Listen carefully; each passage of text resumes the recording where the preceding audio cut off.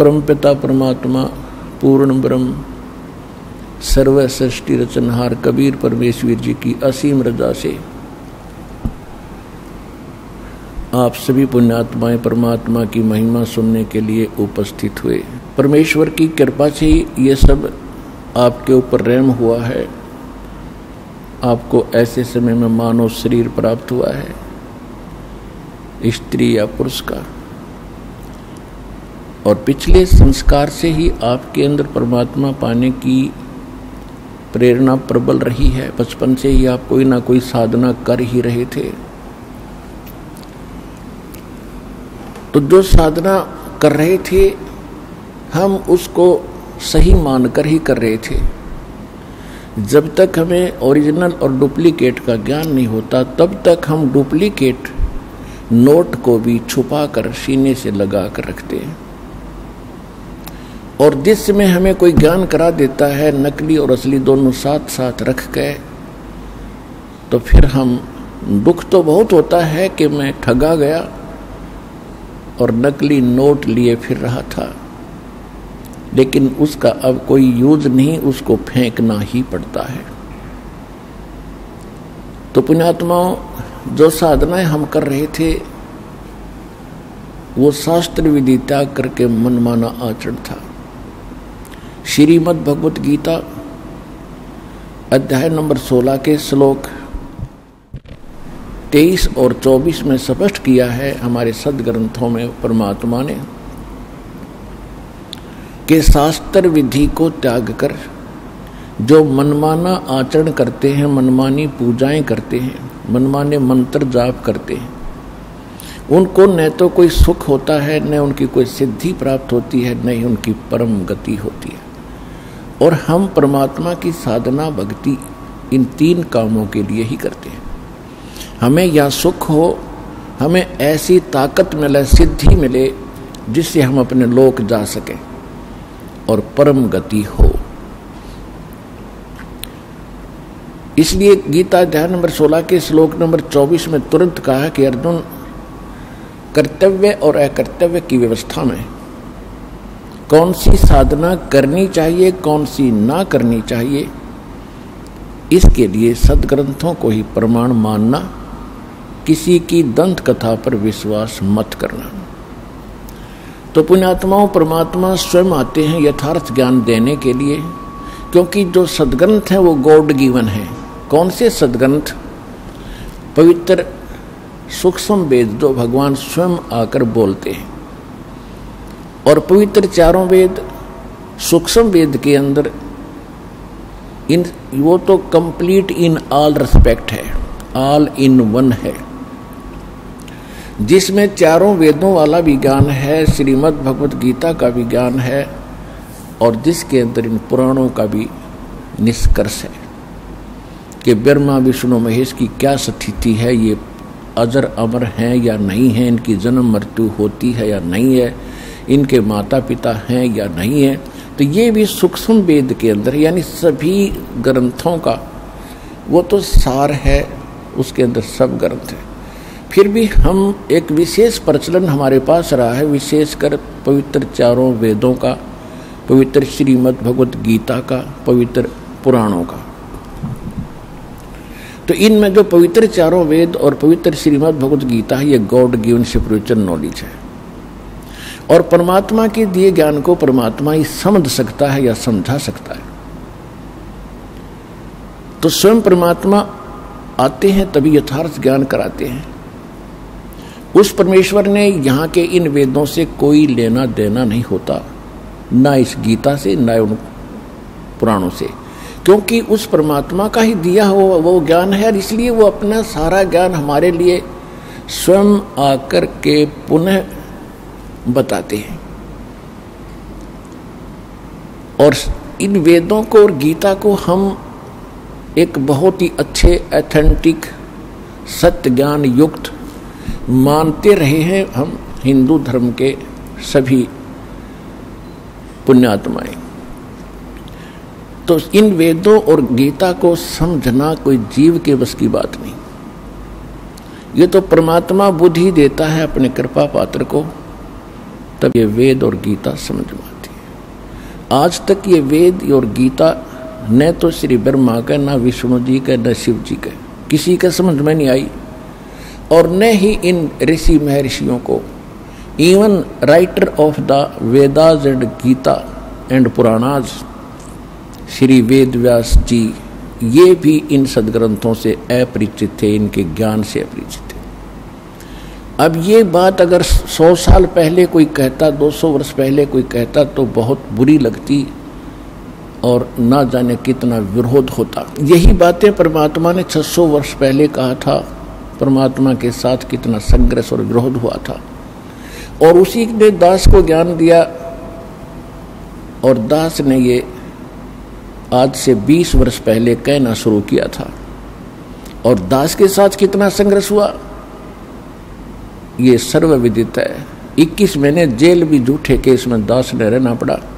साथ में आपके भाई बहन जो हमारे साथ संघर्ष कर रहे थे, आपके भाई पहले से लगे थे, इस ज्ञान से परिचित थे, उन्होंने भी बहुत संघर्ष किया इस ज्ञान को आप तक पहुंचाने के लिए। तो कहने का भाव ये है, ये ज्ञान पहले बोला जाता तो नहीं स्वीकार्य था। परमात्मा ने साथ साथ हमें ऐसे औजार दे दिए, इंस्ट्रूमेंट दे दिए, ऐसे उपकरण दे दिए कि हाथों हाथ सच्चाई आप तक पहुंच गई। सबसे पहले आपको शिक्षित किया। सन 1960-65 के बाद इस शिक्षा की ऐसी बाढ़ ला दी परमात्मा ने, सबके हृदय में ऐसी प्रेरणा कर दी कि अपने बेटे और बेटियों को पढ़ाना ही पढ़ाना है। ये तो हमें पता है कि शिक्षा के बाद कितनों को सर्विस मिली है जिस उद्देश्य से पढ़ा करते थे, लेकिन अब दास की आंखें परमात्मा ने जो खोल दी, पता चला है कि मालिक ने इसलिए पढ़ा था कि मेरे बेटा बेटी मुझे पहचान सकेंगे। आज तक यही अंधेरा रहा कि हम भगवान को पहचान नहीं सके, सदग्रंथों को हम समझ नहीं सके। जिनको हम विद्वान मानते थे वो संस्कृत भाषा तो जानते थे, व्याकरण भी बढ़िया थी, लेकिन वेद गीता और पुराणों का वो कैखा नहीं जानते थे। तो पुण्यात्माओं, सौभाग्य आपका, ये सारा खेल भगवान कर रहे, कबीर भगवान आपके लिए। हमारी बुद्धि तो बाद में काम करेगी कि परमात्मा ने ये लीला क्यों की थी। आज देख लो पढ़ाई के ऊपर कितना न्योछावर हो रहे हैं। सब परिवार अपने बेटा बेटियों को ट्यूशन लगवाते हैं, और जो भी होमवर्क टास्क वर्क किसी तरह कराना पड़े, कितनी कॉस्टली पढ़ाई बना दी, पढ़ाते ही पढ़ाते। और ये हमें मालूम है कि 10% ही पढ़ाई का जिस उद्देश्य से पढ़ रहे हैं वो लाभ उठाते हैं, 90% अपना दैनिक कार्य ही कर रहे हैं। तो इसलिए हमें परमात्मा ने शिक्षित किया कि आप भगवान को पहचान के और भक्ति करके इस दीर्घ रोग का नाश करवा लोगे, फिर सदा सुखी होगे। असली पढ़ाई तो अब शुरू होगी आपकी, जो दास पढ़ा रहा है। ये शिक्षा आपका यहाँ भी काम आएगी और परलोक भी सुधरेगा, सतलोक चले जाओगे तो सदा सुखी रहोगे।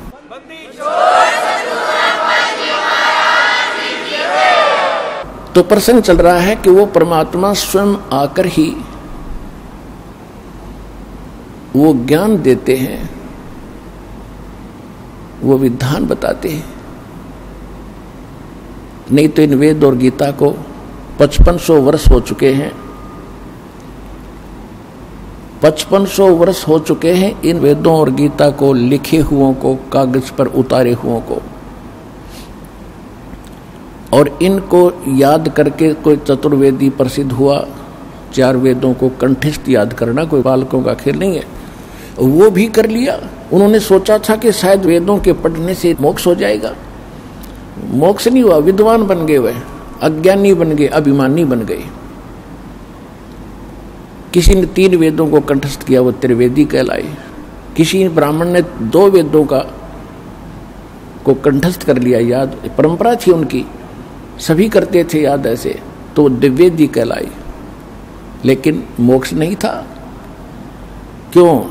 क्योंकि गुरु बिन काहू न पाया ज्ञाना, जो थोथा बुस छड़े मूड किसाना।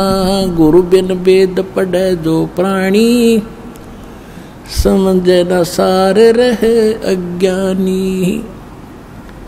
अब जितने भी ऋषि महर्षि थे, इवन ब्रह्मा विष्णु महेश तक भी इन वेदों से अपरिचित थे, ये अज्ञानी थे, इनको ज्ञान भक्ति का नहीं था।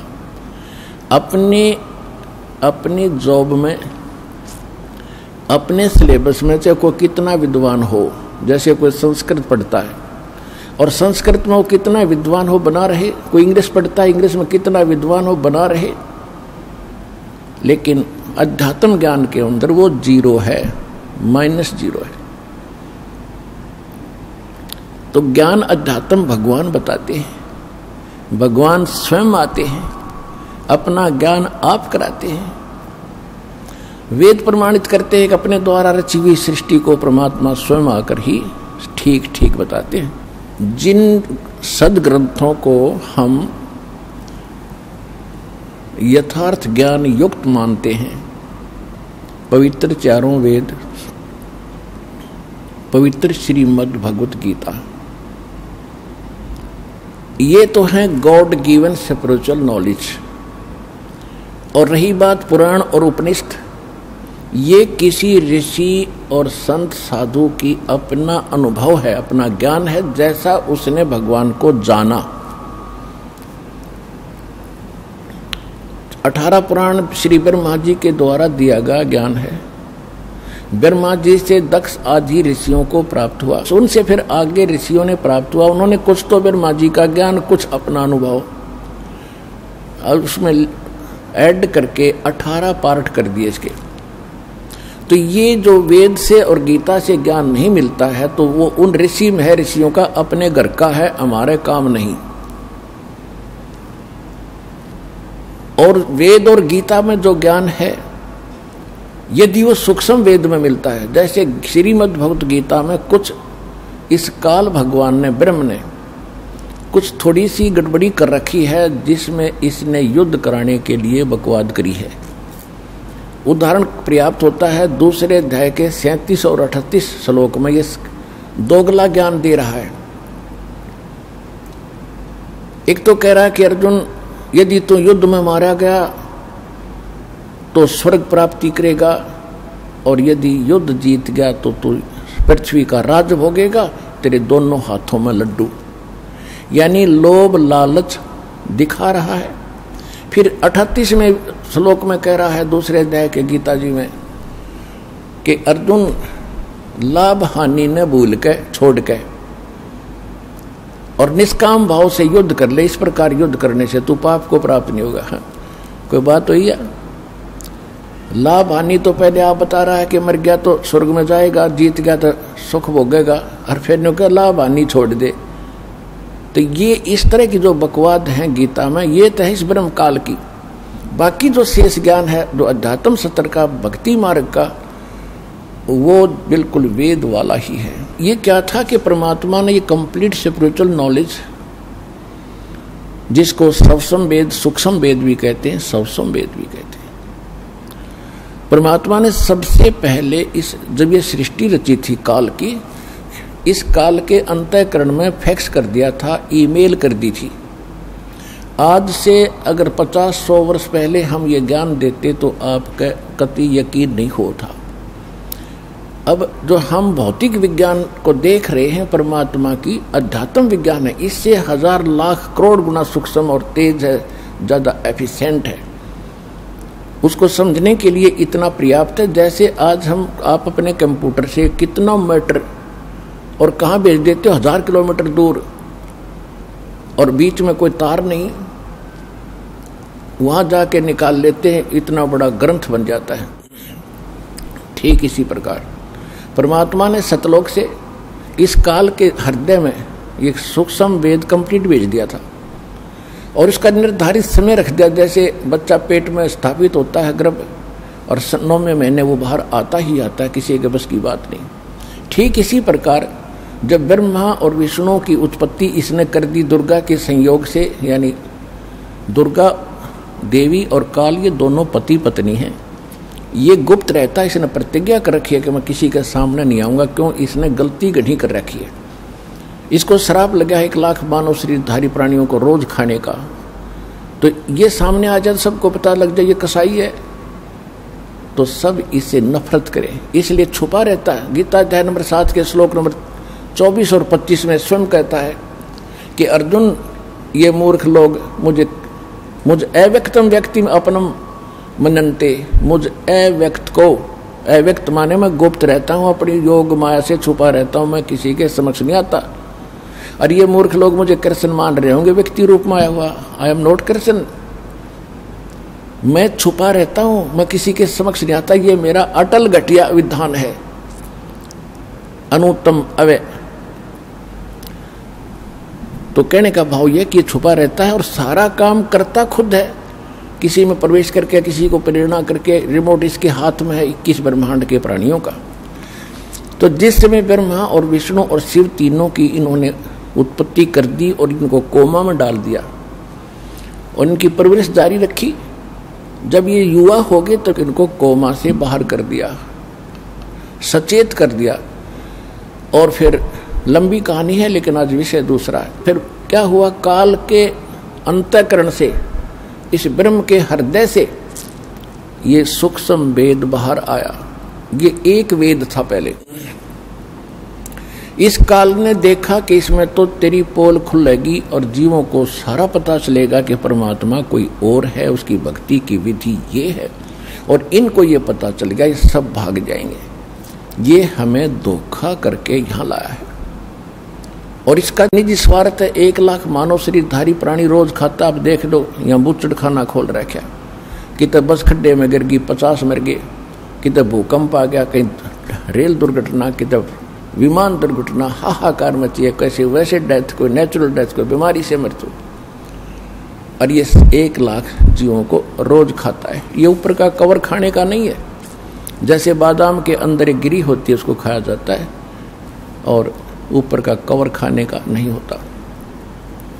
तो कहने का तात्पर्य है कि इसने फिर देखा कि अब बात बिगड़ जाएगी और तेरा तो खेती उजड़ जाएगी। इसने खेती बना रखी है हमारे को, जैसे कसाई बकरे बकरी नर और मादा दोनों छोड़ देता है, वो संतान उत्पत्ति करते हैं और बड़े खुश होते हैं उनको देख करके।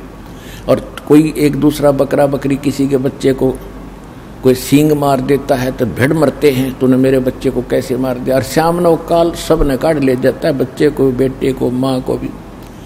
तो हम सब 21 ब्रह्मांड में, इंक्लूडिंग ब्रह्मा विष्णु महेश, हम काल के इस कसाई के बाड़े में रह रहे। परमात्मा ने आके ज्ञान दिया, बच्चों कुछ आंख खोलो, असंग जन्म हो गया, आपने इस कसाई के इस जेल के अंदर दुख पाता। अब ये गोल्डन चांस है, जब निकला जाते इस ज्ञान में ग्रहण करो, हृदय में जचाओ और इस गंदे लोग से मन हटाओ, हटेगा इस ज्ञान से। तो इसने क्या किया, तो जो विशेष रहस्य और मूल ज्ञान था इसने नष्ट कर दिया। इसने छांट छूट के 4 वेद रख लिए ताकि इनको ये मिसगाइड भी रहें। कंप्लीट ज्ञान नहीं है चारों वेदों में, केवल ओम का नाम है, ओम ब्रह्म तक की साधना है। और वेदों में ये भी लिखा कि परमात्मा कोई और है, वो तो गुप्त रहता है, मैं ब्रह्म हूं, मैं वहाँ दिव्य आकाश रूपी ब्रह्म लोक में रहता हूँ। मेरा ओम नाम है, वो परमात्मा गुप्त है, उसके पाने का 3 मंत्र का जाप है। अब इसने ये तो हिंट तो कर दिया, लेकिन वो नाम नहीं पता, वो खत्म कर दिए, इसको खुद नहीं मालूम क्योंकि उसने जल्दी जल्दी में नष्ट कर दिए। तो उसकी पूर्ति के लिए परमात्मा स्वयं आते हैं। जैसे ऋग्वेद मंडल नंबर 9 सूक्त 1 मंत्र 8 और 9 में, ऋग्वेद मंडल नंबर 9 सूक्त 67 मंत्र 26 में ये स्पष्ट किया है कि वो परमात्मा 3 प्रकार से हमारे केयर टेक करता है, 3 प्रकार के शरीरों से, 3 स्थिति से। एक स्थिति है परमात्मा सतलोक में रहते हैं, एक सिंहासन के ऊपर यानी तख्त के, तख्त कहते हैं जैसे दिल्ली के तख्त पर, जैसे हम पढ़ा करते इतिहास, दिल्ली के तख्त पर अकबर बादशाह का शासन था। तख्त माने सिंहासन, राजगद्दी। तो परमात्मा सतलोक में सिंहासन पर अनंत कोट ब्रह्मांड के राजा महाराजा सम्राट के रूप में विराजमान है। उनके सिर पर मुकुट है, ऊपर श्वेत छत्र है दाता के, और एक बहुत सुंदर गुम्बद है, बहुत बड़ा, जैसे ये मंदिर वगैरह बनाए गए हैं। मंदिरों की स्थिति तो अलग बना दी, लंबी चोटी कर दी, उसकी चोटी लंबी नहीं है, गोलाई है, गुम्बज टाइप। और उसके अंदर मालिक बैठे हैं जिनके एक रोम यानी शरीर के बाल को रोम कहते हैं, और जहाँ बाल उगा है उसको रोमकूप कहते हैं। तो एक रोम की परमात्मा के प्रकाश इतना है जैसे करोड़ सूर्य करोड़ चंद्रमा मिला दे तो भी फीका पड़े, इतना नूर है उस परमपिता के। पूरी बॉडी का अंदाजा लगा सकते हो आप। तो वहां वो बैठे हैं। दूसरी स्थिति में वही परमात्मा प्रत्येक युग में एक लीला करते हैं हमारे लिए। एक शिशु रूप धारण करके ऊपर से आते हैं, एक किसी तालाब के अंदर कमल के फूल के ऊपर शिशु रूप धारण करके बालक का, छोटे बालक का रूप धारण करके वो विराजमान होते हैं। और वहां से कोई निसंतान दंपति, कोई जिनका संतान ना हो, बेऔलादे, वो पति पत्नी उनको उठा ले जाते हैं। वहां परमात्मा की परवरिश की लीला होती है, और परमात्मा की परवरिश की लीला कंवारी गायों से होती है। अब ये तो है वेद ज्ञान। ये दूसरी स्थिति में परमात्मा ऐसे आते हैं। और तीसरी स्थिति उनकी क्या है कि वे कहीं भी कभी भी कहीं भी प्रकट हो जाते हैं, एक साधु संत महात्मा या कोई अन्य रूप बना के, और अपनी प्यारी आत्माओं को मिलते हैं, उनको भी यथार्थ ज्ञान समझाते हैं, उनको ज्ञान देते हैं और सतलोक से परिचित करा के उनको वापस छोड़ देते हैं। कलयुग के अंदर इस परमात्मा की लीला विशेष पिक्चर में है, विशेष प्रमाणित है। इसी से अंदाजा लगा लेना कि चारों युगों में परमात्मा ने ऐसा ही किया है। तो इसमें जो तीसरी स्थिति में परमात्मा आए हैं वो किन किन महापुरुषों को मिले हैं जो दास के नॉलेज में है। आदरणीय धर्मदास साहिब जी, आदरणीय मलुकदास साहिब जी, आदरणीय नानक साहिब जी सिख धर्म के प्रवर्तक, आदरणीय दादू साहिब जी, आदरणीय गरीबदास साहिब जी गांव छुड़ानी जिला झज्जर हरियाणा वाले, आदरणीय गीसा दास साहिब जी गांव खेखड़ा जिला बागपत उत्तर प्रदेश वाले, और आदरणीय स्वामी रामानंद जी काशी वाले आचार्य पंडित जी उनको मिले थे। आज आपको जो परमात्मा कलयुग के अंदर प्रकट हुए उसकी जानकारी देंगे, क्योंकि परमात्मा के ज्ञान को हम समझ नहीं सके। और हमारे धर्मगुरु कबीर परमात्मा को एक दानक, एक शूद्र, एक जुलाहा कह करके उनसे हमारे हृदय में उनके प्रति नफरत पैदा कर रखी थी कि वो तो शूद्र जाति का था, अनपढ़ था, वो पता नहीं क्या क्या बकवाद करता था। और यहाँ तक बकवाद कर रखी थी कि वो किसी विधवा ब्राह्मणी का जन्म लिया था, और वो शर्म के मारे कहीं डाल गई थी कि इन लोगों ने तो ठेका ले रखा था, काल के एजेंट बन गए थे, ये भगवान से हमें दूर रखने का इन्हें कॉन्ट्रैक्ट ले रखा था, एग्रीमेंट कर रहे थे काल से। लेकिन ये एग्रीमेंट कब तक चलेगा मालिक के सामने? परमात्मा ने समय रख दिया था कि चौथा युग जब कलयुग आवे तब हम अपना अंश पठावें। काल फंद छूटे नर लोई, सकल सृष्टि परवानी कोई, घर घर देखो बोध विचारा, सत नाम सब ठोर उचारा। और कलयुग बीत जावा जब एता, कलयुग बीते 5505 जब ये वचन मेरा होगा सच्चा, कलयुग बीत जावा जब एता, तब सकल जीव परम पुरुष पद चेता। तो इस समय इब आ गया भगवान के बारे में कंप्लीट जानकारी आपको परमात्मा ने इस दास के माध्यम से करवाना है, और वो करवाई दी है। तो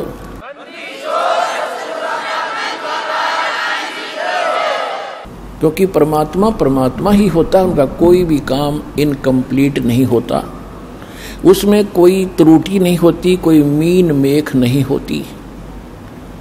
तो परमेश्वर ने स्वयं आए और अपने प्यारी आत्माओं को अपना विटनेस बनाया, गवाह बनाया, साक्षी बनाया। जिन महापुरुषों के शुभ नाम दास ने अभी आपको बताए, इनको परमात्मा ने साक्षी बनाया।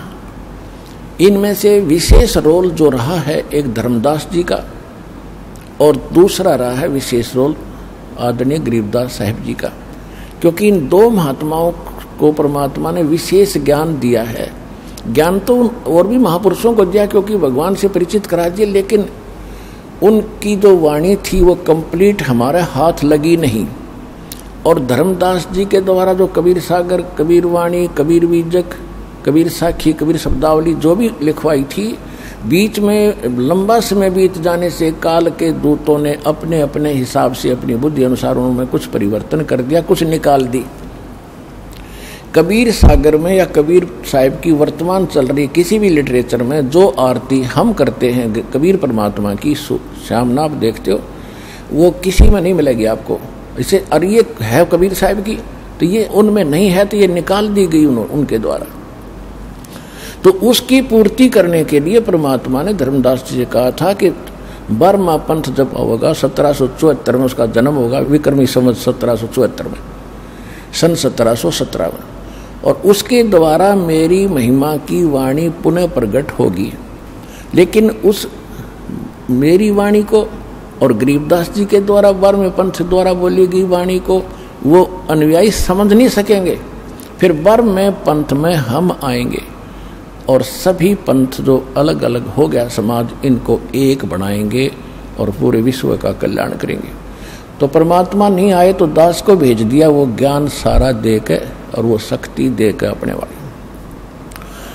अब आपका कल्याण होगा।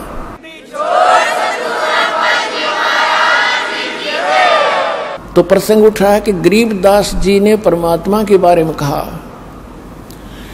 ना सतगुरु जननी जने उनके माने बापे, पिंड ब्रह्मंड से रहित है जाना तीनों तापे। के ना सतगुरु जननी जने, कबीर परमात्मा माँ से जन्म नहीं लिया और उनके कोई माता पिता नहीं है। और परमात्मा ने जब गोरखनाथ जी के साथ गोष्ठी हुई थी और गोरखनाथ जी के छक्के छुड़ा दिए थे, सिद्धि में भी वो फेल कर दिया था, तब गोरखनाथ जी ने पूछा था, भगवान आप कौन हो? मेरे सामने सिद्धि में कोई टिकने वाला आज तक नहीं था। परमात्मा कबीर जी ने क्या बताया, अवधू अवगत से चल आया, मेरा कोई भेद मर्म न पाया। अवधू अवगत से चल आया, मेरा कोई भेद मर्म न पाया। ना मेरा जन्म न गर्भ बसेरा, बालक बन दिखलाया, काशी नगर जल कमल पर डेरा, तहां जुलाहे न पाया। मात पिता मेरे कछु नाही, ना मेरे घर दासी, जुल्ला का सुत आने कहाया, ये जगत करो मेरी हंसी। मात पिता मेरे कछु नाही, ना मेरे घर दासी, जुल्ला का सुत आने कहाया, जगत करे मेरी हंसी। पांच तत्व का धड़ना मेरा, जानो ज्ञान अपारा, सत्य स्वरूपी नाम साहिब का, वो है नाम हमारा। पांच तत्व का धड़ना मेरे, जानो ज्ञान अपारा, सत्य स्वरूपी नाम साहिब का, वो है नाम हमारा। अधर द्वीप और गगन गुफा में तानज वस्तु सारा, तेरा ज्योत स्वरूपी अलख निरंजन, वो धरता ध्यान हमारा। अधर दीप और गगन गुफा में तानज वस्तु सारा, तेरा ज्योत स्वरूपी अलख निरंजन, ये भी धरता ध्यान हमारा। हाड चाम लहू ना मेरे, कोई जाने सतनाम उपासी, तारण तरण अभय पद दाता, मैं हूँ कबीर अविनाशी। हाड चाम लहू ना मेरे, कोई जाने सतनाम उपासी, तारण तरण अभय पद दाता, मैं हूँ कबीर अविनाशी।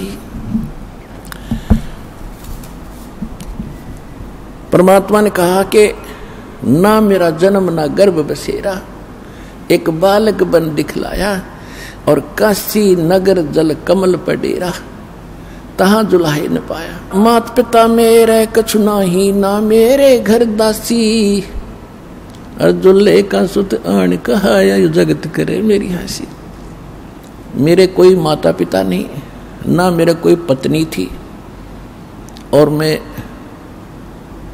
कोई संस्कार था पिछला इनके साथ मेरा, क्योंकि ये नीरू नीमा जो जुलाहे थे ये द्वापर युग में सुदर्शन भगत के माता पिता थे। और सुदर्शन भगत ने एक बात मांगी थी, परमात्मा आपने सब कुछ दे दिया, नाम दे दिया, ऐसा ज्ञान दे दिया, पर दुर्भाग्य रहा मेरे माता पिता का, उन्होंने आपका ज्ञान सुना नहीं, ना आपकी बात मानी, ना नाम लिया दाता, और माता पिता का कर्ज मेरे से उतरेगा कैसे दाता, एक दया करियो, उनको किसी जन्म में शरण में लेकर पार करना दाता। तो परमात्मा ने कहा, सोचा था कि ये मूर्ख भी मरेगा माँ बाप के मोह में, तब परमात्मा ने कहा था या चिंता छोड़, टेंशन छोड़ दे तू, उन मैं पार करूँगा। तो तब संतोष हुआ था उस भोले भगत के, परमात्मा ने पता था यो भी जागा नरक में, जे आज इसको आश्वासन ही दूंगा। सुदर्शन जी को ये पता था कि परमात्मा ने जो कह दिया वो फाइनल है, तब वो निश्चिंत होकर सतलोक गया था, नौ भी रह जाता यहीं पर। तो उस आधार से परमात्मा ने, ये नीरो नीमा वही आत्माएं थी, तो इनके लिए मालिक ने देखो कहाँ जंगल में आके विश्राम किया एक कमल के फूल पर, और फिर जुलाहों में झोपड़ी में आज से 600 वर्ष पहले क्या स्थिति थी आम नागरिक की अपने हिंदुस्तान के अंदर, और वो शूद्र जाति वहाँ कैसे रहते थे, कैसा वहाँ पर भेड़ बकरियों का मलमूत्र बांस उठी रहा करती, बदबू आती थी, बेड स्मेल होती थी, और वहाँ भी रहे मालिक हमारे लिए। और हम इतनी शराब इतनी भांग पिए पड़े हैं काल के जूठे रंग की, इस चोचलों की, हम भगवान को पहचान नहीं पा रहे हैं। तो अब आपकी पहले भांग उतारी जाएगी ये एंटीबायोटिक सत्संग सुना के, और फिर आप भगवान पहचानोगे। परमात्मा कहते मात पिता मेरे कुछ नाही, ना मेरे गर्दासी, और मैं जुलाहे का सुत आण कहाया, और यो जगत करे मेरी आसी। मुझे दुल्हा सुदर दानक कह के और मेरा मजाक उड़ा रहे हैं। फिर कहते 5 तत्व का ये शरीर नहीं है मेरा।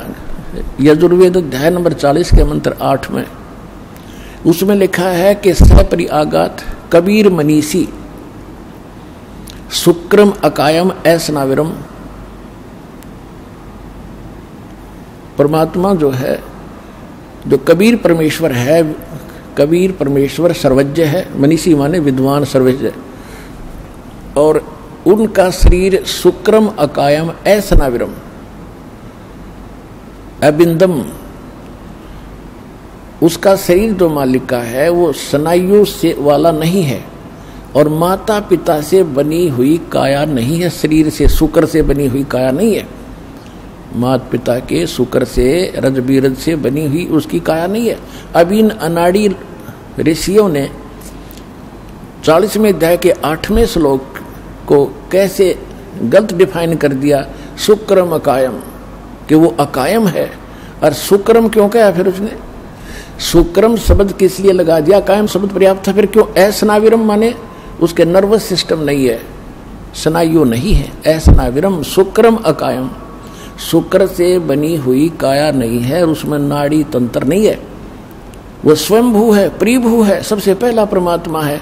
सप्रि आगात, सबसे पहला देहधारी वही है, सप्रि आगात यानी सबसे पहला देहधारी वही परमात्मा है। और उसका शरीर कैसा है, वो शुक्रम अकायम ऐसनाविरम, वो माता पिता के शुक्र से बना हुआ उसका शरीर नहीं है, नाड़ी तंत्र उसके अंदर नहीं, लेकिन है साकार, वो स्वयंभू है, उसका कोई जनक नहीं है।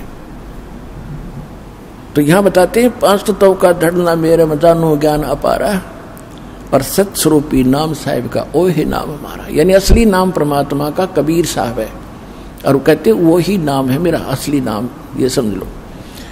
और कहते अदर द्वीप गगन गुफा में तानिज वस्तु सारा, और तेरा ये ज्योत स्वरूपी काल निरंजन ब्रह्म ये भी धरता है ध्यान हमारा, ये भी मेरा ध्यान करता है, और वहां से फिर मैं इसको टुकड़ा देता हूँ, इसका 21 ब्रह्मांड चल रहा है। हाड चाम लो ना मेरे, ये हाड चाम वाला लोग का शरीर नहीं है, कोई जाने सतनाम उपासी, यानी मेरे इस स्थिति को उस समय जानेंगे जब सतनाम का प्रचार सब जगह हो जाएगा, उनके अंदर सब प्रमाणों से प्रमाणित किया जाएगा। और तारण तरण अभय पद दाता, मैं हूँ कबीर अविनाशी, कि मैं हूँ तारण तरण अभय पद देने वाला, सतलोक ले जाने वाला, मैं कबीर अविनाशी हूँ, वास्तव में मैं परम परमात्मा हूँ।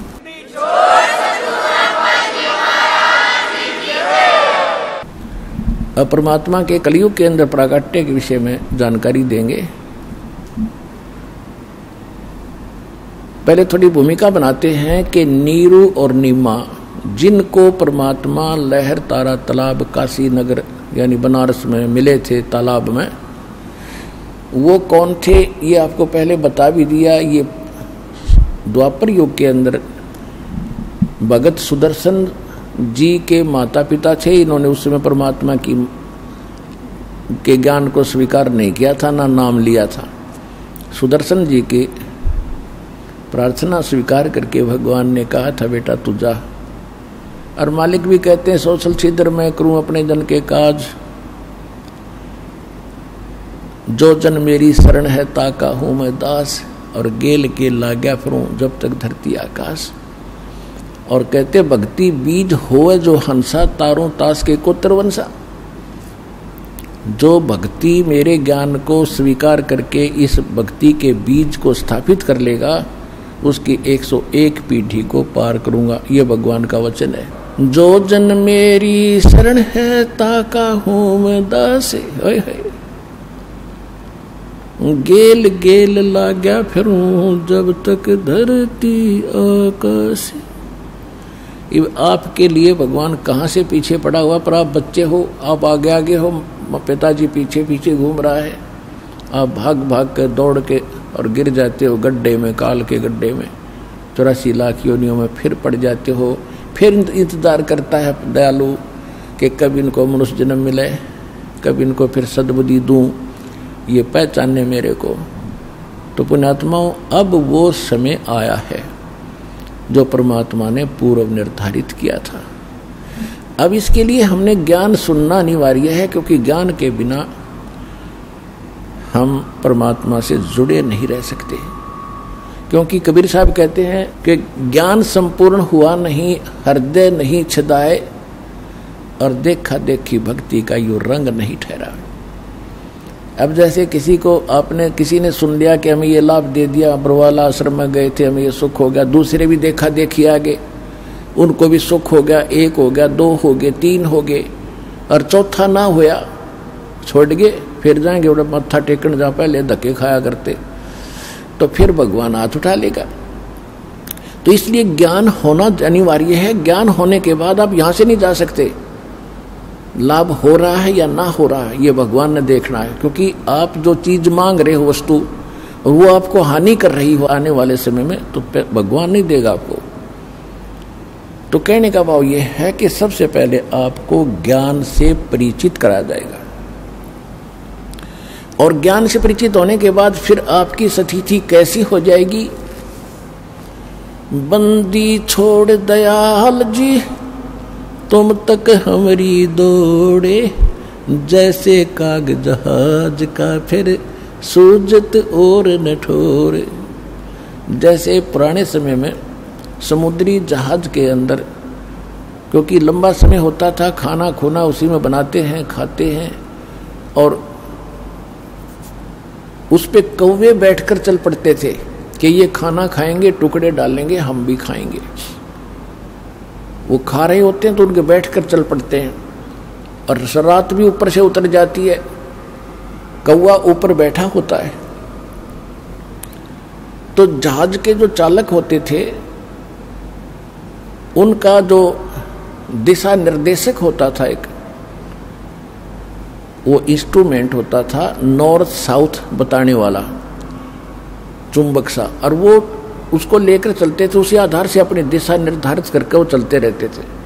तो रात्रि के समय कई बार क्या होता था, कोई चुंबकीय चट्टान के कारण, समुद्र में चुंबकीय चट्टानों के कारण वो दिशा निर्देशक जो होता था वो अपनी दिशा बदल जाता था, और अपने उस दिशा निर्देशक को जांच करने के लिए उनके पास एक फार्मूला था देसी, कि कौवे के अंदर परमात्मा ने एक ऐसा गुण दे रखा है कि वो बेशक रात ऊपर तो चली गई, लेकिन वो अंदर ही अंदर ये दृष्टि रखता है कि मैंने यहाँ से खतरा होगा तो मैंने वापस भागना है वहीं पर जहाँ से मैं चला हूँ। तो वो दिशा याद रखता, वो भूलता नहीं। ऐसा कंप्यूटराइज कर रखा है भगवान ने इस कौवे को। तो वो अपने उस इंस्ट्रूमेंट का जांच करने के लिए चालक क्या करते थे, उस कौवे के डले मारते थे, उसको विवश कर देते थे जहाज से उड़ने के लिए, और वो चलता था उड़ के फिर सीधा अपने उस जहां से वो चला था उसी दिशा में सीधा चलता है। तो जिस कारण से वो जहाज वालों का तो इतना ही काम था, किसी ये देख लिए कौन सी दिशा में जा रहा है, तो वो पूर्व दिशा से चले थे तो पूर्व दिशा को चलेगा, तो वो सीधा कर लेते अपने जहाज को कि हम अब ठीक चल रहे। और जब कौवा देखता है वो 100-200 फुट 400 फुट उड़ता है, उसको कहीं और ठिकाना दिखाई नहीं देता उस जहाज के अतिरिक्त। अगर जहाज के अतिरिक्त वो कहीं बैठता है तो डूब कर मरे उस पानी में, जल में। इसलिए वापस आकर उसको जहाज पर ही शरण लेनी पड़ती है, उसको कहीं ठिकाना और दिखाई नहीं देता। तो इसी प्रकार जब आपको कंप्लीट ज्ञान हो जाएगा इस कबीर भगवान का, आपकी स्थिति ऐसी हो जाएगी कि सतलोक आश्रम बरवाला के अतिरिक्त इस पृथ्वी पर कित उभरण यानी बचाव का स्थान नहीं है, इस काल के बहुजल में डूबन का ही है। तो इसलिए आप जी को इतना विद्वान बनाया जा रहा है कि आपकी स्थिति फिर ऐसी हो जाए, बंदी छोड़ दयाल जी तुम तक हमारी दौड़े, जैसे कागज जहाज का अब सूजत और न ठोरे। तो आज आपको परमात्मा आपके लिए कितना कष्ट उठा रहे हैं, कैसे आते हैं, और आप इतने अनजान हो गए, इतने गाफिल हो गए कि आप भगवान को नहीं पहचान पा रहे। और थोड़ा सा सुख है, कोई उच्च पोस्ट प्राप्त होगी है, ने सोचा प्लातून पा के गया।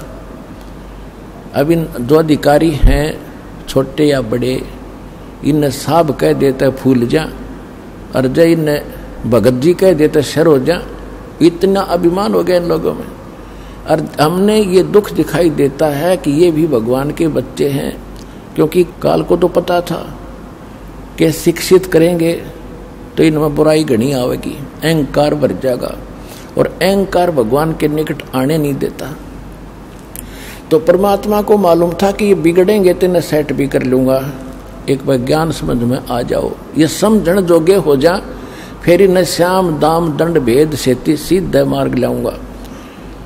और सभी उसी के बच्चे, जैसे अब्राहिम सुल्तान अदम एक राजा था और कितना अहंकारी था, कितने ठाठ थे। उस परमेश्वर ने अपनी वह प्यारी आत्मा नरक में जाती दिखे थी, उसको वहाँ उस नरक से निकालने के लिए हम तो माया मांगे, अगर घने ठाठ हो जा, कोठी हो, मैं बड़ा अफसर बन जा। और परमात्मा ने वो बड़े अफसर से छोटा अफसर बनाया, एक दास बनाया इस नरक से निकालने के लिए। तो ये परमात्मा का ऑपरेशन जो है वो इस संसार से विपरीत है, और हमने संसार के ही महिमा को, शोभा को, इसी को ग्रहण कर रखा है कि ये बनी रहे बस, और तो देखी जा। आपकी और हमारी बुद्धि तो जीव की है, और भगवान आपकी आत्मा का उद्धार करना है। तो अब परमात्मा ने सभी को ठीक करना है, और ठीक हुए बिना, ये सिद्ध हुए बिना ये भक्ति नहीं कर सकते। इनकी अकल ठिकाने लाड़ी दाता ने तो कोई प्रधानमंत्री बना फिर है, और जो कितनी उच्च पोस्ट प्राप्त उसको, वो उसके बच्चे हैं। और ये वो बच्चे जो अब्राहिम सुल्तान जैसे थे, अच्छी किस्मत, पिछले जन्म के बड़े पुण्यकर्मी है भगवान के, कभी इन्होंने भक्ति ठीक कर रखी है, आज ये अपना जीवन नाश करके गधा बनकर खड़े हो जाएंगे। तो वो परमात्मा चाहता है कि कति निर्धन से लेकर अमीर तक, और छोटे से लेकर बड़े कितने अधिकारी कर्मचारी हैं, सबको भगवान का ज्ञान कराना है, इनका जीवन नाश होने से बचाना है। तो इसके लिए पुण्यात्माओं दास के साथ आपने थोड़ा सा संघर्ष करना पड़ेगा। हम किसी का बुरा नहीं करेंगे, हम भले के लिए करेंगे, सबके उद्धार के लिए करेंगे। जैसे बच्चा इंजेक्शन नहीं लगवाता है तो पकड़ कर माता पिता जबरदस्ती लगवाते हैं, रोलेगा थोड़ी देर और क्या होगा, फिर जीवन तक बचेगा उसका। तो जो भी ये थोड़े दिन बकवास करेंगे कर लेंगे, पर इन्हें सिद्ध कराएंगे। भक्ति करो और प्रचार करो मालिक का, उन तक पहुंचा दो मालिक के ज्ञान को, उनकी आंखें खुल जाएंगी।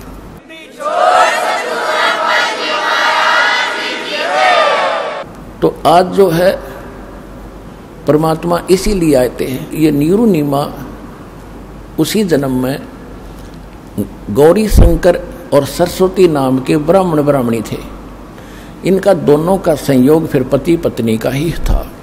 गौरी शंकर इस पुरुष का नाम था।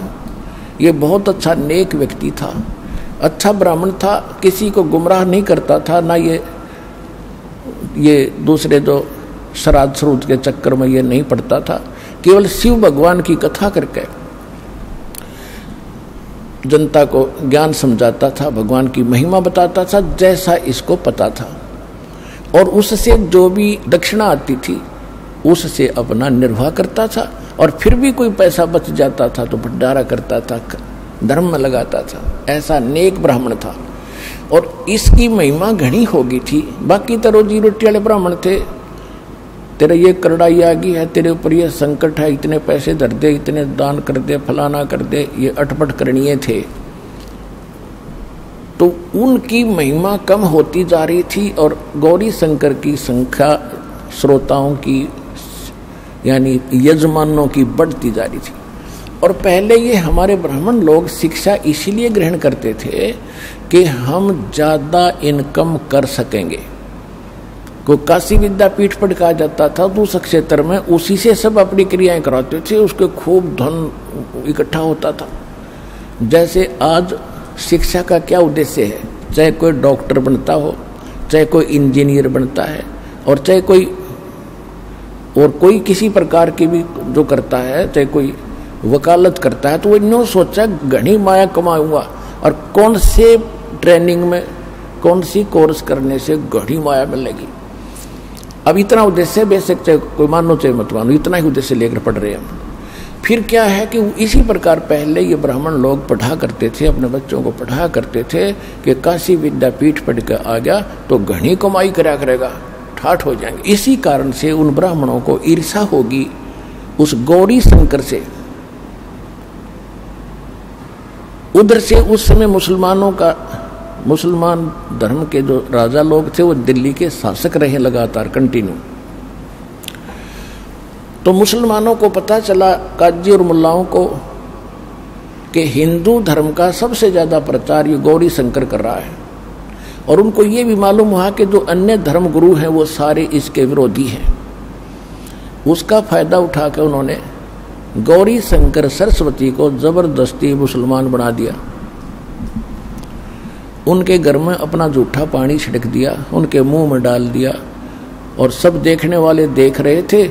उन ब्राह्मणों को पता चला जो इससे ईर्षा रखते थे, उन्होंने सब जगह पंचायत करके कह दिया कि गौरी शंकर मुसलमान हो गया, इसको धर्म से जाति से निकाल दिया, इसको गंगा में स्नान करना बंद, इससे कोई भाईचारा बंद और इसके नाते रिश्ते बंद। अब वो ऐसा ही हो गया और उसके पास कोई चारा बचा नहीं। गौरी शंकर सरस्वती के पास उन्होंने मुसलमान धर्म स्वीकार करना पड़ा। अब समस्या आ गई रोजी रोटी की। पहले तो दक्षिणा आती थी, अब उन्होंने सोचा भी सस्ते में कौन सा काम शुरू हो। उन्होंने कपड़ा बुनन का काम सबसे आसान लगा, उसमें कोई पैसा नहीं लगता। 4 लकड़ के लठ गाड़ने होते हैं डंडे खुट्टे से, और तार पूरा अपना शुरू कर दिया। एक लिया के वो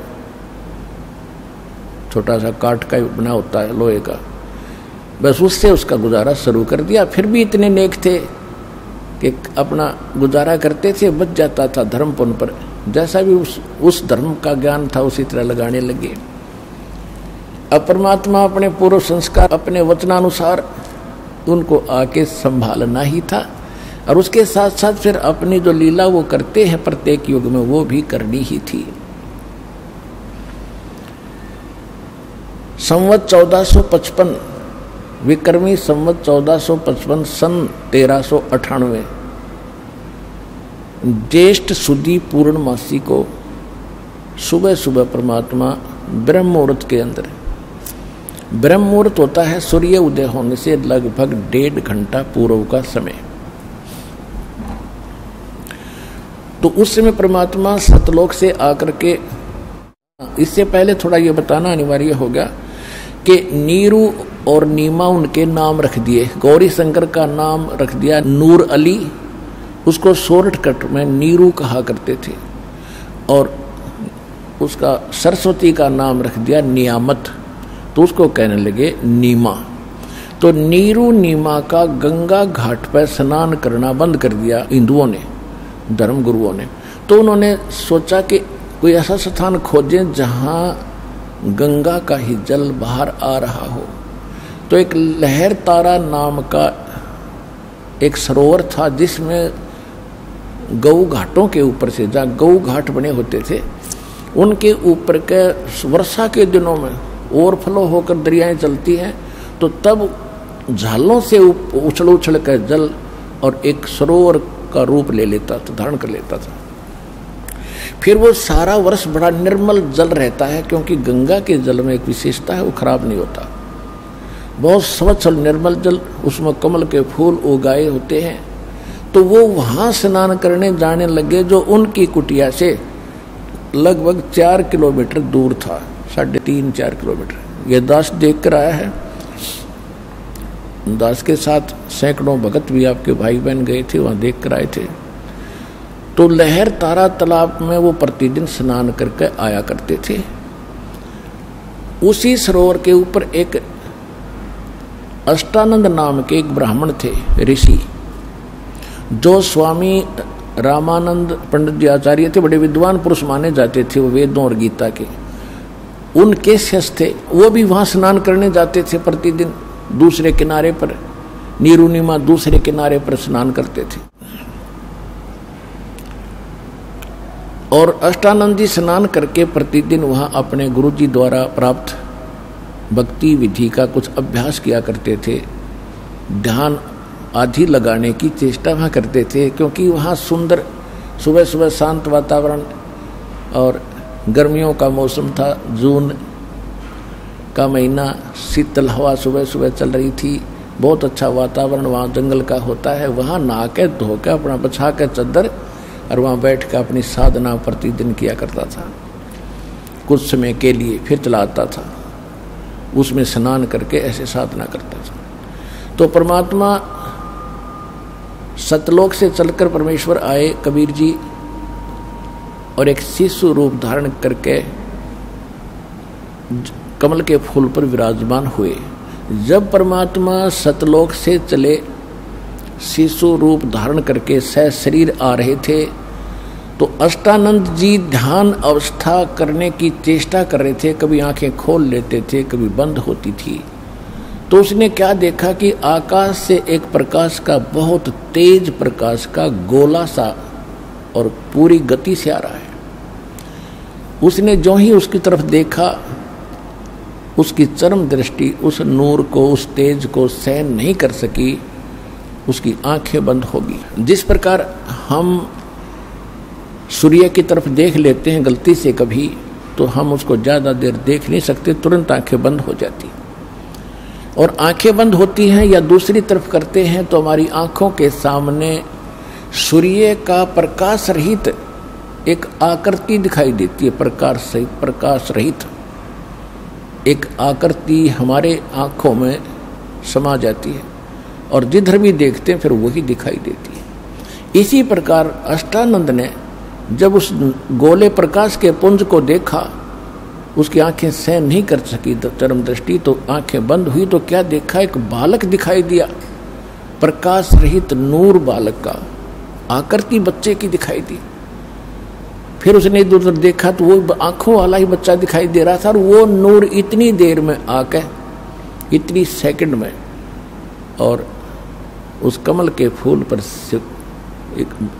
इकट्ठा होकर के परमात्मा ने अपना तेज समेट लिया, शिशु रह गए।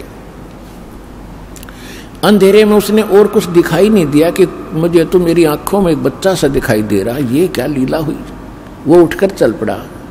उसने जाकर के अपने पूज्य गुरुदेव स्वामी रामानंद ब्राह्मण पंडित जी से अपनी सारी घटना बताई कि महाराज ये क्या कारण है, ये कोई मेरी भक्ति की उपलब्धि है या कोई मेरी भ्रमणा है, मुझे कोई शंका हुई है। तो उन्होंने कहा कि बेटा ऐसी जब सतिथि होती है, ऐसी जो लीला होती है, ये ऊपर से अवतार गण आते हैं और यहाँ किसी माँ के गर्भ में जन्म लेंगे, वो उनके शरीर में चले गए हैं और कुछ दिनों में जन्म लेकर वो अपनी लीला करेंगे बेटा, जैसा उनका निर्धारित होता है। अब स्वामी रामानंद जी को इतना ही ज्ञान था कि ये जिनको भगवान मानते हैं, श्री राम, श्री कृष्ण आदि, और जितने भी ये 9 अवतार मानते हैं, 24 मानते हैं, ये सभी माँ से ही जन्म लेते हैं, लेकिन उनको वो ज्ञान नहीं है कि भगवान तो वो है जो माँ से कभी जन्म लेता ही नहीं। वो इतना इनकम्प्लीट नॉलेज ही था। फिर भी जैसा अपने शिष्य का समाधान उसने करना था वो समाधान कर दिया और अष्टानंद जी संतुष्ट हुए। उधर से क्या हुआ कि नीरू नीमा की एज बहुत हो गई थी, उनका कोई संतान नहीं थी। और पुण्यात्मा, हमारे समाज में एक बहुत बड़ी बीमारी ये भी है कि किसी का संतान ना हो तो उसका जीना आराम कर देते हैं। यहाँ तक देखा हमने कि उससे तो नफरत करने लग जाते हैं कि इसकी सुबह सुबह शक्ल भी ना देखनी चाहिए जिसका संतान नहीं है। और जिस कारण से वो स्वयं भी महसूस कर जाते हैं कि हम चले हैं तो लोग घरों में बढ़ जाएंगे या कोई रास्ता बदल जाते हैं। लेकिन अब बने क्या? अब अध्यात्म मार्ग के अंदर हम आपको बताते हैं कि जिनका संतान नहीं है, वो तो अलग बात है कि आज समाज, ऐसे समाज में रहते हो जहां आपको ये ज्ञान सुनने को मिलता नहीं, और सुनने को मिलता है तो एक दिन मिलता है, वहां बाकी समय में वहां सब लोगों के ताने यानी व्यंग सहन ही करने पड़ते हैं, जिस कारण से हमारा ये ज्ञान हृदय में टिकता नहीं। फिर भी परमात्मा अपने बच्चों को वो तो रहम कर देते हैं कि चलिए ऐसे नहीं तो ऐसे मान लेगा, लेकिन जिनका उन्होंने मोक्ष करना है तो वो अपने हिसाब से ही करते हैं। तो संसारिक दृष्टि से तो हम देखते हैं जिसका संतान नहीं वो सबसे दुर्भाग्यशाली व्यक्ति है। और यदि हम भगवान के अध्यात्म ज्ञान के पलड़े में तोलते हैं तो वो घना सौभाग्यशाली व्यक्ति है यदि उसको भक्ति मिल जाती है तो। और भक्ति नहीं करते हैं तो इसे तो संतान वाले और इसे बिना संतान वाले।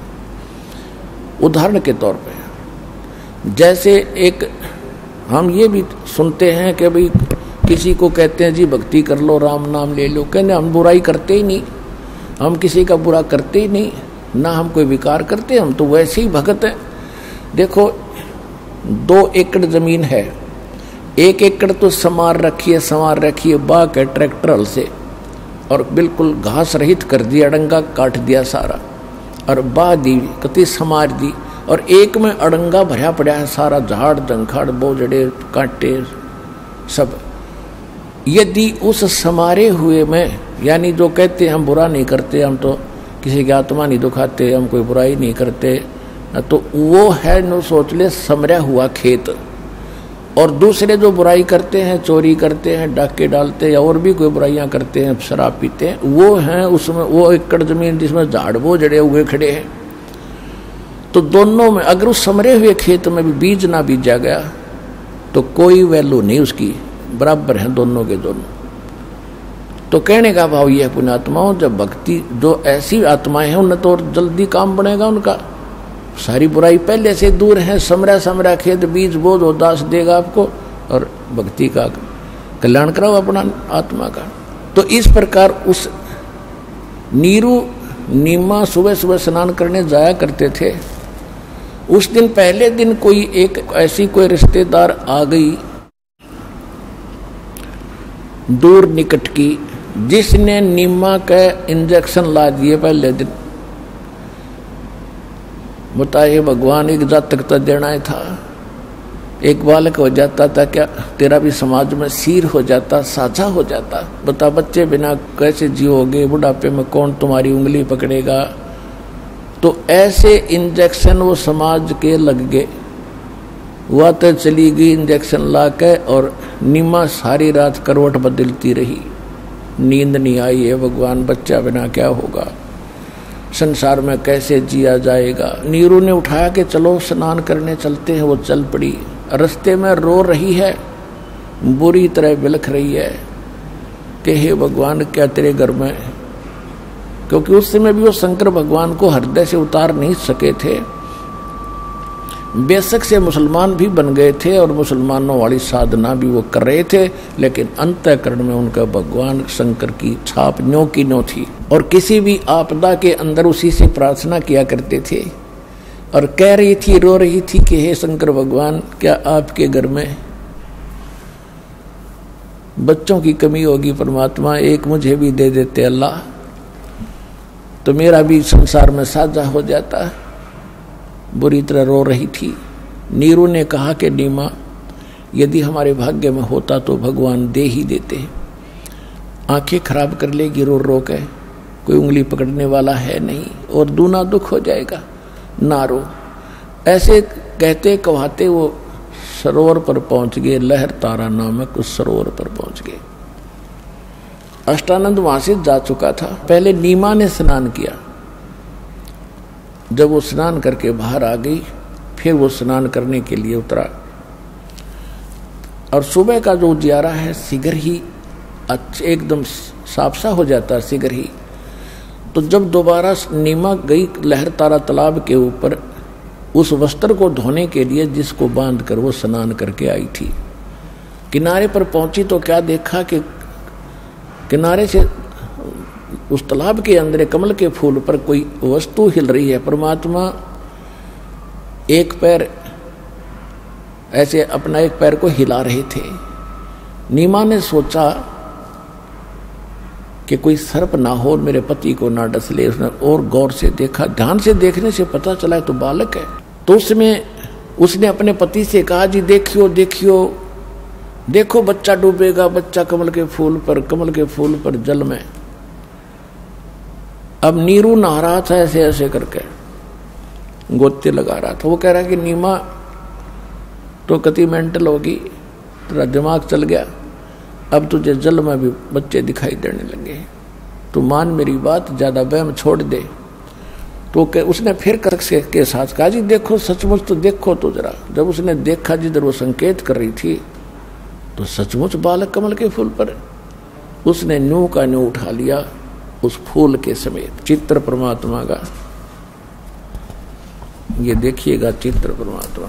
ना मेरा जन्म न गर्भ बसेरा, बालक बन दिखलाया, काशी नगर जल कमल पडेरा, तहां जुलाहे न पाया। मात पिता मेरे कछु नाही, ना मेरे घर दासी, जुल्ला का सुत आण कहाया, जगत करे मेरी हासी। नीरू ने ला करके वो बच्चा अपनी पत्नी को थमा दिया। अपन आत्माओं,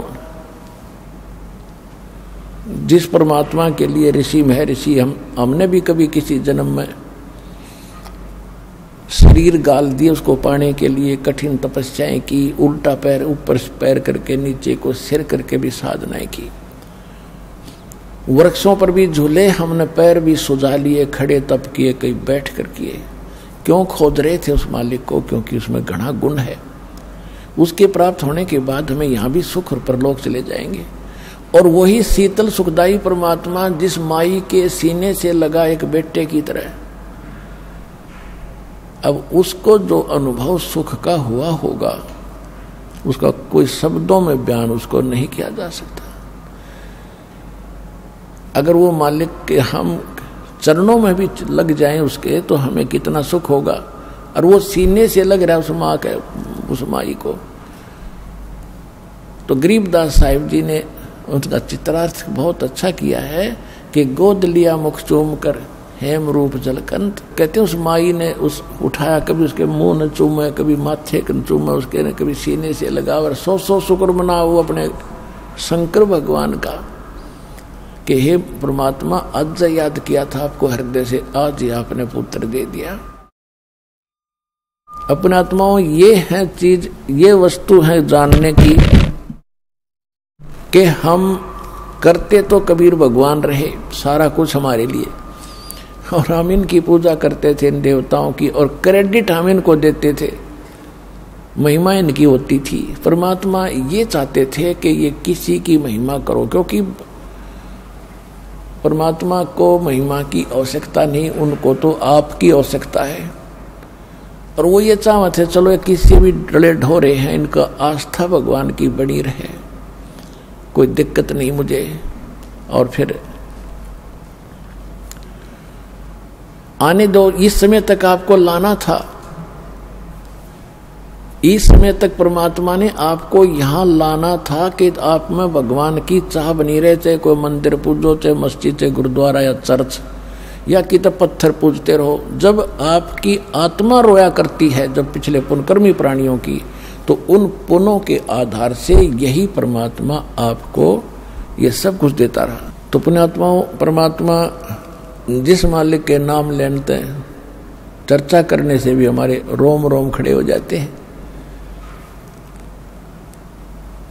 और उसको माई ने सीने से लगाया, उसको कितना सुखद अनुभव हुआ होगा।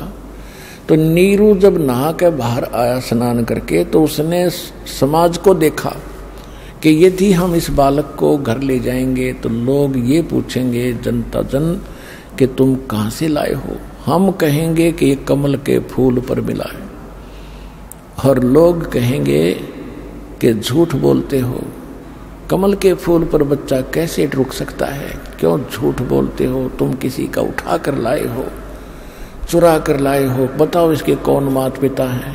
हमें पीटेंगे, बच्चा भी छीनेंगे और नगरी से भी निकाल देंगे। उसने अपनी ये सोच अपनी पत्नी से बताई कि मेरे विचार ऐसा है, तो इस बच्चे को यहीं छोड़ दे, हम अभी तो मुसलमान बने, ना हिंदुओं हमारा कोई जानकार है, ना मुसलमानों में कोई रिश्ता नाता हुआ, कोई बालक नहीं हमारे, और हमारी ऐसी सतिथि हो सकती है, तो इस बच्चे को यहीं छोड़ दे, इसमें हमारा हित है, खैर है। लेकिन नीमा ने कहा कि इस बालक ने ना जाने मेरे ऊपर के जादू कर दिया, मैं इसको त्याग नहीं सकती, मर सकती हूं। तो नीरू ने पहली बार अपनी पत्नी की तरफ थप्पड़ मारने के लिए हाथ उठाया कि मैं तेरी हर बात को मानता रहा हूं आज तक, इसलिए कि तेरे बालक नहीं है, और इसलिए कि तू तेरी आत्मा को दर्द दुख ना हो, और तू हठ करने लगी अब प्रत्येक बात का, मेरी एक नहीं सुनती, छोड़ इस बालक को, ना तेरे लगाऊंगा 2 थप्पड़। उसी समय परमात्मा शिशु रूप में कहने लगे कि नीरू मुझे घर ले चलो, तुम्हें कोई कुछ नहीं कहेगा, मैं तुम्हारे लिए ही आया हूं। अब इस बात ने सुनकर वो नीरू डर गया कि ये कोई फरिश्ता हो सकता है, ये कोई ऐसा भूत प्रेत ना हो तेरे को हानि कर दे। चुप करके चल पड़ा, यस कहा ना नो कहा, घर ले आए। अब जब घर ले आए, इतना न्यारा बच्चा, इतना तेज मालिक का, इतना सुंदर शरीर, इतना हैंडसम, वह पूछो मत, कोई वर्णन नहीं कर सकते। वैसे जुलाहों में उस समय जो जुलाहों की सतिथि होती है, आम नागरिक की ऐसी होती थी, सांवले सांवले से रंग होते थे तकरीबन, और उनका न्यारा शरीर था, आखिर तक मालिक तो अलग ही थे। तो जो भी पता लगे कि नीरू नीमा का इतना सुंदर बच्चा मिला इनको, वो ये भूल भाल गए क्यों मिला, कितने मिला, ये जरूर पूछ रहे थे कहाँ मिला, के कमल के फूल पर था। अब किसी ने इतना विवेक क्या ना करा कि कमल के फूल पर कैसे हो गया, जन्म पाया। तो कुछ उन्होंने अपने हिसाब से थोड़ा बहुत चेंज भी कर दिया, वहाँ पर रखा था किनारे पर कमल के फूल पर धरा था कि ये खाम खाम चट वो ना करेंगे चट चट। तो कहने का भाव ये है कि सारा गांव ऐसे देखने के लिए चला उस बच्चे को, जैसे मंडली बनाकर औरतें गीत गाती हुई आया करती हैं, किसी के कोई देखना होता था, कोई बच्चा हो जाता था, ऐसे आने लगी। यहां तक कि राजाओं तक ये बात पहुंची कि इतना सुंदर बालक आज तक कभी देखा ना सुना। तो ये बात खत्म हुई। उसके बाद जब बच्चा 25 दिन का हो गया, ना दूध पीवे ना अन्न खावे, कुछ भी नहीं खाओ पियो। नीरू और नीमा दोनों चिंतित हुए, लेकिन नीमा माँ को ज्यादा टेंशन होती है। वह तो सारा दिन उनके मुंह की तरफ देखती रहती थी बच्चे को, और दूध वो पी नहीं रहा था। और स्वस्थ ऐसे था जैसे बच्चा किलो दूध पीता हो डेली। इतना तरह उसका शरीर स्वस्थ हो रहा था, फल रहा था, फूल रहा था। अब 25वां दिन जब निकला तो नीमा ने फाइनल कर दिया कि हे परमात्मा, शंकर भगवान, हे शंकर भगवान, आपने अपनी दासी की एक अर्ज सुनी थी और इस संसार में जीने की एक आस जागी थी। ये बच्चा आपने देना ही नहीं था दाता, अगर ये ऐसे मरना था तो। अब ये दूध पी नहीं रहा, अब ये कभी भी मर सकता है। भूखा बच्चा 1-2 दिन निकाल सकता है, और ये मरेगा, साथ मरूंगी मैं। अब इस संसार में मेरा जिया नहीं जागा। कोई व्यंग कसेंगे, कोई ताने लगावेंगे कि किरा किच का बच्चा लाए थे ठाके, इसलिए तने संभाला को ना मार दिया। एक कलंक मेरे सिर पर और रखा जागा, और इसके बिना मैं जी नहीं सकती। ये कति हृदय में मान लिया। परमात्मा तो अंतर्यामी है, उनको मालूम था कि मैं तो मरूना, पर यह बुढ़िया जरूर मर जाएगी। इसलिए उन्होंने शंकर भगवान को प्रेरित किया। परमेश्वर के रिमोट से चलता सारा जीव। शंकर भगवान अपने शिवपुरी में, शिवलोक में ऊपर से एकदम उसका कसक हुई कि मुझे कौन पुकार रहा है। एक साधु रूप बनाकर संत का, और शंकर भगवान वहां आ गए और कहा, माई क्यों रो रहे हो, क्या बात है। और वह इतनी बुरी तरह रो रही थी कि उसके मुंह से शब्द निकल नहीं पा रहे थे। तो शंकर भगवान ने यानी साधु रूप में कहा, माई क्या बात है। तो उसने कहा रोती रोती ने कि महाराज जी, मेरे दुख को ना सुनो,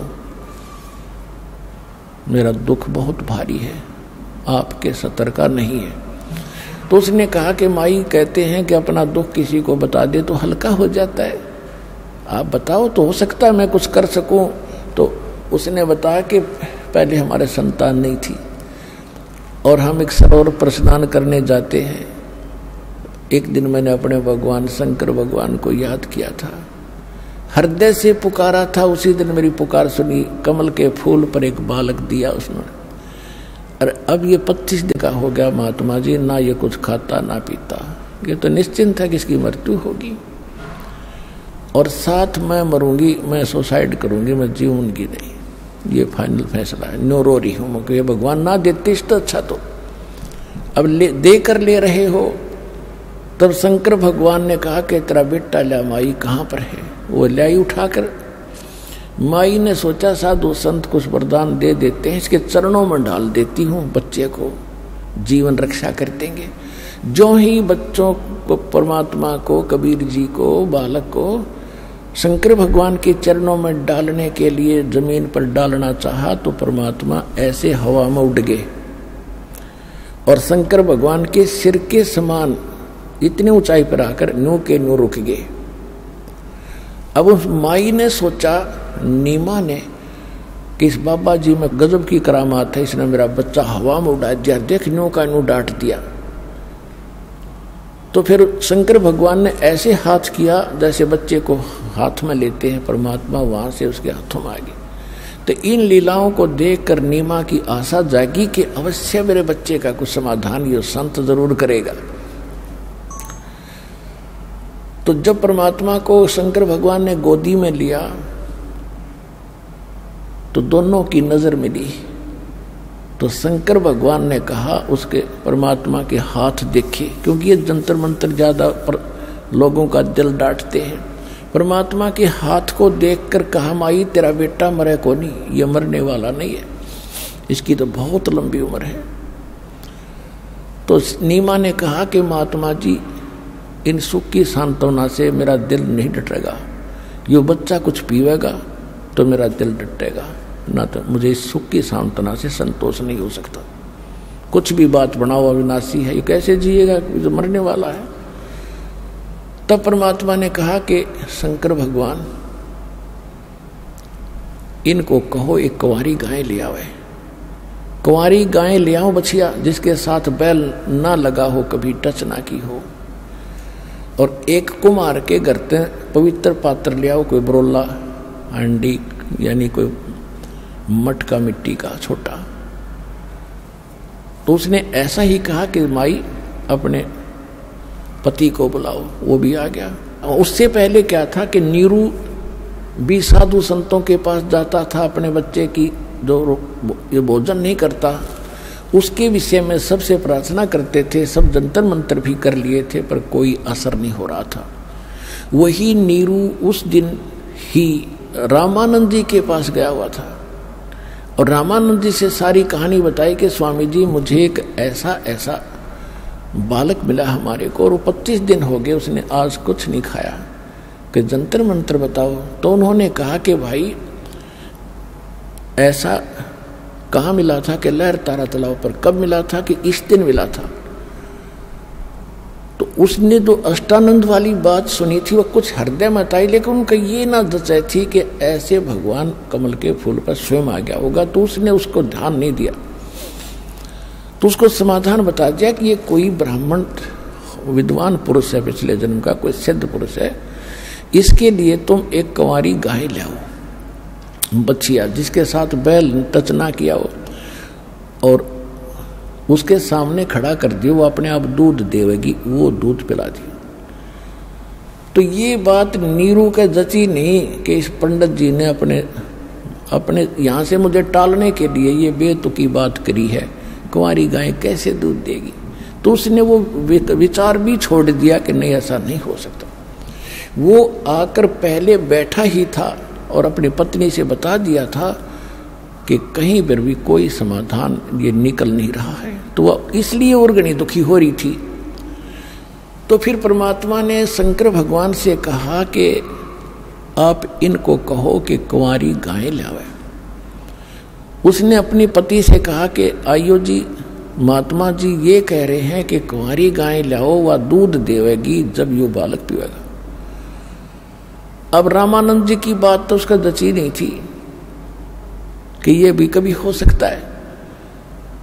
तो जब उस महात्मा के मुख से भी यही बात उसने सुनी नीरू ने, तो उसका कुछ दृढ़ता आई और कहा तू गाय ला। और परमात्मा ने कहा था कि हे शंकर भगवान, इनको कहो एक कुंवारी गाय लाए और उसके ऊपर आप अपने आशीर्वाद भरा हाथ धर दियो, वह दूध दे देगी, आप तो महापुरुष हो।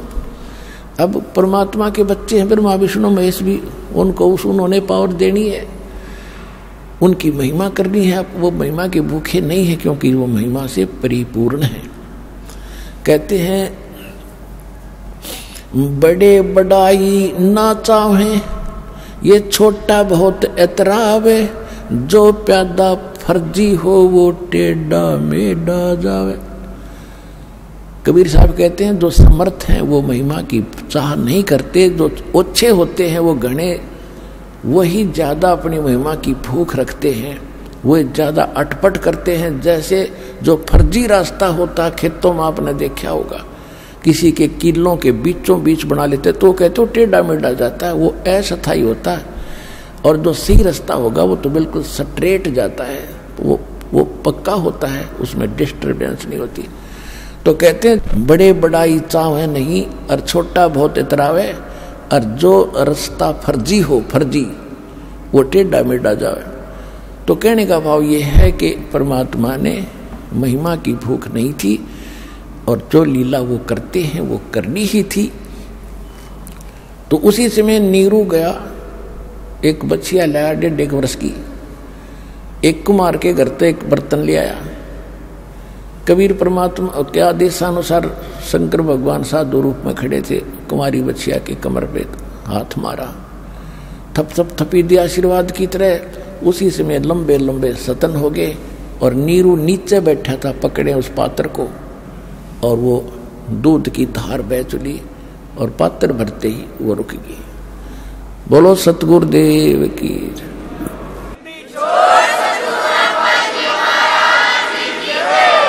वो परमात्मा ने, कबीर भगवान ने वो दूध पिया, और फिर उस गाय ने अपनी दूध देने लगी, ऐसे दूध देती रही। तो परमात्मा के परवरिश की लीला कंवारी गायों से हुई आज से 600 वर्ष पहले जो भगवान प्रकट हुए थे। अब परमात्मा को पहचानने के लिए हमने अपने ही सदग्रंथों का सहयोग लेना पड़ेगा कि हु इज गॉड, परमात्मा कौन है। परमात्मा वही है जिसकी डेफिनेशन और जिसके सब गुण मेरिट से हमारे सदग्रंथों में मिलते हों, क्योंकि वेदों को पूरा विश्व मानता है कि परमात्मा की सही जानकारी है। हिंदू धर्म के लिए तो ये एक आभूषण है, एक गहना है। ये हमारा एक बहुत अच्छा वो सदग्रंथ है। इनमें जो लिखा सही है, तो इनमें जो लिखा है और जो लीला जिसने की है, ही इज गॉड। 2 अक्षर की बात है। अब आपको दिखाते हैं, आज से 600 वर्ष पहले, आज का लिखा इतिहास नहीं है, 600 वर्ष पहले परमात्मा ने जो लीला की थी और धर्मदास जी ने लिखी थी भगवान की महिमा, आपको सदग्रंथों से दिखाते हैं, कबीर सागर से दिखाते हैं। ये देखिएगा, कबीर सागर संपूर्ण 11 भाग खेमरा श्री कृष्ण दास प्रकाशन मुंबई से प्रकाशित है। कबीर सागर कबीर पंथी भारत पथिक स्वामी युगलानंद बिहारी द्वारा पुरस्कृत मुद्रक एवं प्रकाशक है खेमरा श्री कृष्ण दास, अध्यक्ष श्री वेंकटेश्वर प्रेस, खेमरा श्री कृष्ण दास मार्ग, मुंबई। इसमें एक ज्ञान सागर नाम का अध्याय है। अब इसके ये है ज्ञान सागर,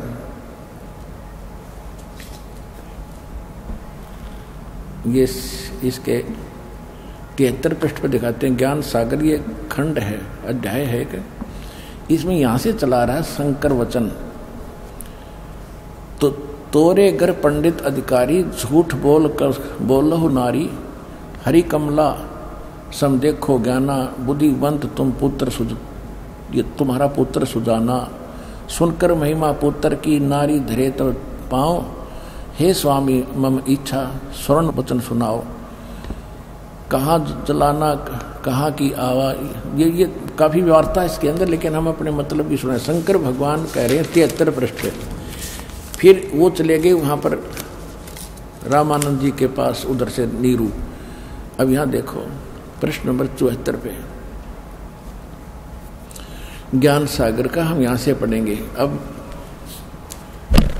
रामानंद जी के पास जाकर के नीरू ने क्या कहा कि सुन जुल्हा मन भयो आनंदा, जिमी चकोर पायो निश्चंदा, यानी ले सुत चले हर्ष मन कीना, परमात्मा को तालाब से उठाकर ले आए। अर्थात सो पुन असबोल ही दीना, अगले जन्म जब होए तुम्हारा, तुम्हें पठावे यम के तैनारा। ये कबीर साहब ने उनको कही थी। फिर कहते सुत काशी को ले चले, सुत माने बेटे को, बच्चे को, लड़के को, लोग देखन ता आओ, और अन्न पानी भखे नहीं, जुल्हा शोक जनावे, को खा पी नहीं रहा था इसलिए जुल्हा दुखी हुआ। तब जुल्हा मन कीन तिवाना, रामानंद सो कहीं उत्पाना, मैं सुत पायो बड़ो गुणवंता, और कारण कौन बखे नहीं संता। रामानंद जी से कह रहे नीरू कि हे महात्मा जी, मुझे एक बहुत ही सुंदर और गुणवान बालक मिला है, वो कुछ खा पी नहीं रहा, इसका कारण और समाधान बताएं। देखिएगा, तब जुल्ला मन कीन तिवाना, रामानंद सो कही उत्पाना, मैं सुत पायो बड़ो गुणवंता, कारण कौन बखे नहीं संता। रामानंद ध्यान तब धारा, जुल्ला सो तब वचन उचारा, पूर्व जन्म तम ब्राह्मण जाति, हर सेवा कीनी भली भांति, कुछ तब सेवा हरि की चूका, अर्थात भयो जुल्हा का रूपा, प्रीति प्रभु गए तो लेनी, ताते उद्धान में सुत तो दीनी। कि परमात्मा ने तुझे जंगल में यो पुत्र दिया है, नूरी नहीं है, नीरू मिसप्रिंट है। अब नीरू बोला कि हे प्रभु जस की नो तस पाया, आर्थ हो तो दर्शन आयो। रामानंद बता रहे हैं कि पहले जन्म में तू ब्राह्मण था और तूने कोई भक्ति, परमात्मा की भक्ति में कमी कर दी, जिस कारण तो धानक रूप में जुल्हा का घर जन्म हुआ। अब नीरू कह रहा है परमात्मा, पहले तो मैंने जो करी सो भर ली, पर ईब मेरे पर जो संकट आ गया, इसका निवारण बताओ। हे प्रभु दस की नो तस पायो, आर्थ हो तो दर्शन आयो, सो कहियो उपाय गुसाई, बालक अक्सुदावंत कुछ खाई। रामानंद अस युक्ति विचारा, तुम सुत कोई ज्ञानी अवतारा। रामानंद जी ने कहा कि तुम्हारा बेटा कोई विद्वान पुरुष पूर्व जन्म का है, और बचिया जाही बैल नहीं लागा, सोले ठाड़ करो ते आगा। एक बचिया ले आओ जिसको बैल ने टच ना करया हो, और दूध चले ते थनते, दूध धरो छिपाई, अक्षुदावंत जब बालक हो तब तो देव खिलाई।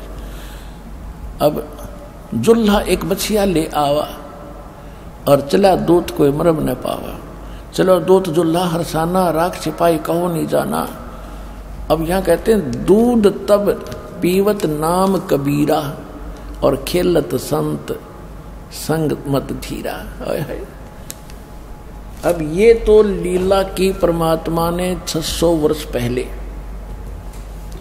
600 वर्ष पहले कबीर परमात्मा ने जैसी लीला की थी, कबीर सागर, इस ये भी एक सदग्रंथ है, सूक्ष्म वेद है। तो ये तो है परमात्मा का प्रैक्टिकल जो उन्होंने किया कलयुग में, ये प्रमाण है। कोई आज का लिखा ग्रंथ नहीं है ये। कोई नहीं सोचे मैं महापुराण खातिर रामपाल ने 20 साल पहले लिख लिया होगा ना, ये तो 600 वर्ष पहले धर्मदास जी के द्वारा लिखा गया। अब हमारे वेद क्या बताते, परमात्मा क्या करता है, तो 2 मिनट में समझ में आ जाएगा हु इज गॉड। ये देखिएगा ऋग्वेद मंडल नंबर 9 सूक्त 1 और मंत्र 9 में ये स्पष्ट है कि परमात्मा जब शिशु रूप धारण करके आता है, उसकी परवरिश की लीला कंवारी गायों के द्वारा होती है। ये देखिएगा, ये है ऋग्वेद मंडल 9 और 10 इकट्ठे ही हैं। और एक और कमाल की बात है, ये आर्य समाज के विद्वानों द्वारा प्रकाशक सार्वदेशिक आर्य प्रतिनिधि सभा, महर्षि दानंद भवन, रामलीला मैदान, नई दिल्ली। और ये है महर्षि दयानंद सरस्वती कृत, और ये है Mudryk Prince offset printers 1510 Pataudi house, Daryaganj, नई दिल्ली। अब ये कमाल की बात है, कहते हैं अब देखो इस महर्षि का कितना बोलबाला, जन वेदों का ठेका इससे ले रखा था, इसने कक का पता नहीं महर्षि ने। अब देखो अनुवादी नन कर रखा है। एक कमाल की बात है, अनुवादिन का किया हुआ है, तड़ंगा तो कर ही रखा है, लेकिन सच्चाई कैसे छुपा देंगे। मूल पाठ तो सबके पास उपलब्ध था, न इसे नहीं बदल देते ये अपनी बकवादों को ऊपर रखने के लिए। अब देखो ये है ऋग्वेद 9वां मंडल और प्रथम सूक्त का प्रथम मंत्र यहाँ से शुरू होता है। इसमें एक तो ये देखो, सोम माने परमात्मा, यानी सोम का अर्थ है सोम स्वभाव परमात्मन, यानी शीतल स्वभाव वाला भगवान। ठीक है, सोम। अब हम चलते हैं इसी ऋग्वेद मंडल नंबर 9 के सूक्त। यह है ऋग्वेद मंडल 9 सूक्त 1 मंत्र। हम 8 दिखाते हैं आपको। इसमें क्या लिखा कि उस पुरुष को, परमात्मा को उग्र गतियां प्रेरणा करती हैं, यानी संसार में जब ऐसी परिस्थितियां हो जाती हैं, हाहाकार मच जाता है, बुरा हाल हो जाता है, तो उस समय वो परमात्मा एक सुंदर शरीर धारण करके पृथ्वी पर आता है। ये देखो, उस पुरुष को उग्र गतियां प्रेरणा करती हैं और भासमान शरीर को वह पुरुष माने वह परमात्मा प्राप्त होता है। अब इन्होंने तो ठेका ले रखा था जनता को भ्रमित करने का, अड़ंगा अनुवाद करने का। अब देखो शुरू से इस मंडल नंबर 9 के सूक्त 1 से लेकर और 7 तक, 6 तक ये यूं करते आ रहे हैं, हे परमात्मा, हे परमात्मा, यानी परमात्मा की महिमा है इसमें। और वहां जाके इन्होंने घुमाना शुरू कर दिया, पुरुष लिखना शुरू कर दिया। अब पुरुष माने परमात्मा ही होता है, आपको बहुत बार बताया। ये देखिए ऋग्वेद मंडल नंबर 9 सूक्त 1 का मंत्र 1 में हे परमात्मन है परमात्मा की महिमा।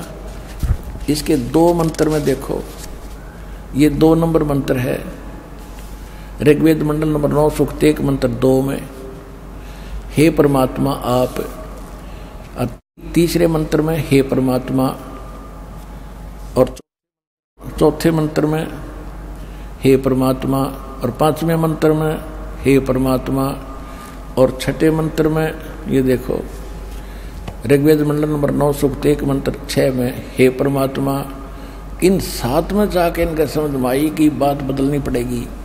उस पुरुष को, पुरुष मानी परमात्मा, और यहाँ 8वें में यहाँ परमात्मा क्यों ना लिखा कि ये चाहत है हमारी बेइज्जती हो जाएगी जो सच्ची लिखती तक। इनका ये विधान है कि भगवान निराकार है, कभी मनुष्य शरीर में आता ही नहीं, कहीं स्थान पर नहीं रहता। महर्षि दानव का फाइनल विधान है कि परमात्मा एक स्थान पर नहीं रहता, निराकार है और वो सर्वव्यापक है। बस इतनी सी उनकी थ्योरी। और वेद क्या बता रहे? और वेदों को सत्य मानते हैं कि वेद में जो लिखा वो सत्य, हम और किसी बात को नहीं मानते। तो ईब आपने मानना चाहिए सच्चाई को। अब जानबूझ साची तजय करे, झूठ तने और ताकि संगत है प्रभु सोपन में भी ना दे। इन इतने प्रमाणों को देखकर जो नहीं मानता, मेहनत और संत कुछ कितना विद्वान बना फिर है, वो इंसान ठीक नहीं है, उसके पास नहीं रहना चाहिए आपको। परमात्मा कहते जानबूझ साची तजय और करे झूठ तने और ताकि संगति है प्रभु सोपन में भी ना दे। तुरंत छोड़ देना चाहिए ऐसे नालायक आदमी को।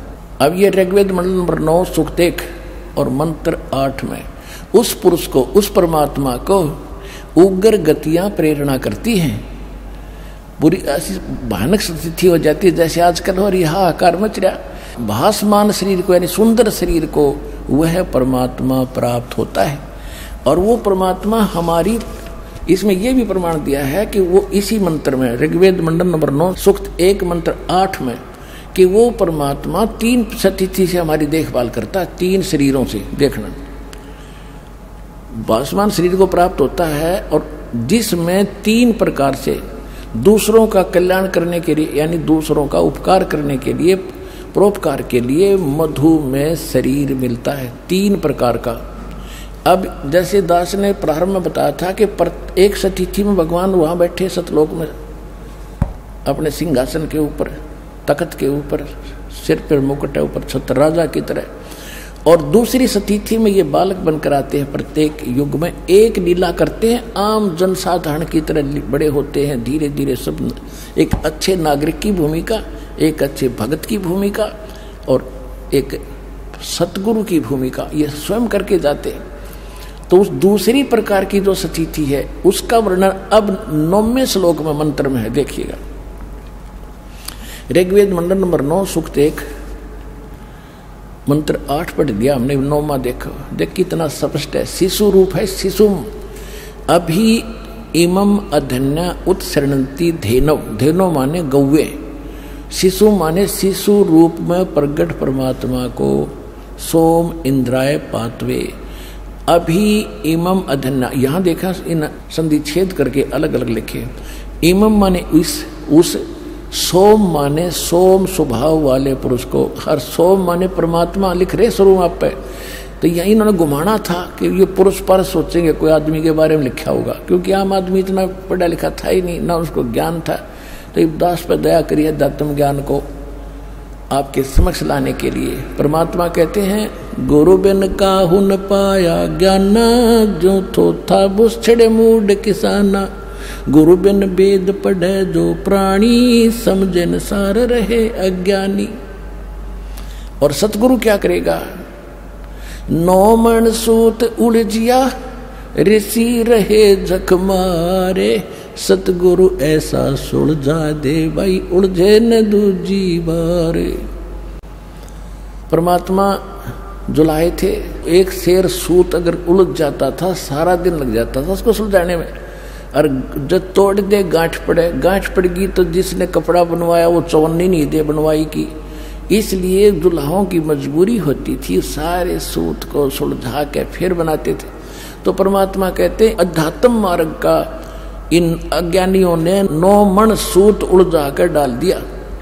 और ये ऋषि रहे झकमार, इनसे नहीं सुलझा। और सतगुरु ऐसा सुलझा दे भाई, उलझे न दूजी बार। अब ऐसा सुलझा दिया, इस कलयुग में नहीं उलझेगा ये ज्ञान। को भक्ति करियो चाहे ना करियो।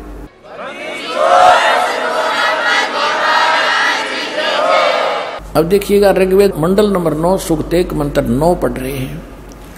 इमम माने उस, सोम माने परमात्मा को, जो शिशुम यानी शिशु रूप में कुमार अवस्था में अभी अधन्या, अधन्या माने लिख दिया अहिंसनीय, धेनो माने गौवे। अब अहिंसनीय नहीं, हमारे देसी भाषा है या हरियाणा की, जो गाय बिना दनाई हो ना, नए दूध ना हुई हो, गर्भ ना रहा, उसको कहते हैं ये बिना दनाई है, अधन्या, बिना दनाई। और उसको संस्कृत में अधन्या यानी जो धनाई नहीं है, जो बैल ने टच नहीं की है सांड ने। और अभी यानी कंप्लीट, परिपूर्ण, पूर्ण रूप से, सर्व प्रकार से, यानी कंवारी। अभी अधन्या, ये कंवारी के लिए वो है प्रमाण। देखिए अभी अधन्या, सब प्रकार से, अधन्या माने बिना धनाई यानी कंवारी। अभी अधन्या इकट्ठा ही लिखना था। अभी अधन्या माने कंवारी गौओं से उनकी तृप्ति करती हैं, वो कंवारी गायें उनकी तृप्ति करती हैं। किसकी? वो शिशु रूप धारण, बालक रूप धारी परमात्मा की बालक अवस्था में। ये अभियदना माने कंवारी गौवें तृप्त करती है, उनकी परवरिश की लीला कंवारी गायों से होती है। ही इज गॉड, जो ऐसी लीला करता है। तो यह करी किसने थी? 600 वर्ष पहले उस कबीर परमात्मा ने उस धानक जुलाहे को कहा करते थे, वो थी। और जिन महापुरुषों ने परमात्मा को जाना, जिनको मालिक तीसरी सती थी में आकर मिले थे, आदरणीय धर्मदास साहिब जी, आदरणीय नानक साहिब जी, आदरणीय मुल्कदास साहिब जी, आदरणीय दादू साहिब जी, आदरणीय गरीबदास साहिब जी, आदरणीय गीसादास साहिब जी, इन महापुरुषों ने क्या बताया है? हम सुल्तानी नानक तारे दादू को उपदेश दिया, जात जुलाहा भेद न पाया, वो काशी महे कबीर हुआ। अनंत कोट ब्रह्मांड का एक रति नहीं भारे, सतगुरु पुरुष कबीर हैं, ये कुल के सृजन हो रे। ये भी स्पष्ट कर दिया गरीबदास साहिब जी ने कि मैं, इंक्लूडिंग मी, हम इब्राहिम सुल्तान अधम, दादू जी और नानक जी को भी उन्होंने पार किया। हम सुल्तानी नानक तारे दादू को उपदेश दिया, जात जुलाहा भेद न पाया, वो काशी महे कबीर हुआ। अब दादू साहिब जी ने क्या किया है? जिन मुझको निज नाम दिया, सोए सतगुरु हमारे, दादू दूसरा कोई नहीं, वो कबीर सिरजनहारे। अब नानक साहिब जी ने क्या कहा है? गुरु ग्रंथ साहिब के, नानक साहिब जी का पहले पहले की जो वाणी है, वो स्वयं नानक साहिब जी के मुख अरविंद से उतरित है। पहले मेले की वाणी है 24 नंबर पृष्ठ पर, कि तेरा एक नाम तारे संसार, तेरा एक नाम तारे संसार में, एहो आस एहो आधार। भाई सूरत मुलुक की वेश, ई ठगवाड़ा ठगी देश, खरा सियाणा भोता बार, ये धानक रूप रहा करता। गुरु ग्रंथ साहिब के 721 पृष्ठ पे लिखा है कि एक अर्ज गुप्तम पेश तो दर कून करतार, हक्का कबीर करीम तू बे अपरवरदिगार। उसमें नाम लिखा है दाता का कि हे कबीर परमात्मा, हे हक्का कबीर माने हे सत कबीर, हक माने सत्य, हक्का कबीर करीम तू बेऐब परवरदिगार, और सारी सृष्टि का रचनहार तू ही करतार। फिर 731 पृष्ठ पर लिखा है कि अंधला नीच जात परदेसी मेरा, खिन आवे तिल जावे, अर्जा की संगत नानक रंदा, कैसे मोंडा पावे। कति प्रमाणित कर दिया को नीच जात को, जिसने तुम, वो है मेरा परदेसी, मेरा साथी, यानी मेरा भगवान। एक सेकंड में यहाँ देखता हूँ, एक सेकंड में ऊपर पावे। तो इसकी आद और अंत को मैं क्या बताऊं तुम्हारे को। और गरीबदास जी ने स्पष्ट कर दिया कि हम सुल्तानी नानक तारे दादू को उपदेश दिया, और जात जुलाहा भेद नहीं पाया, काशी माए कबीर हुआ। तो हु इज गॉड?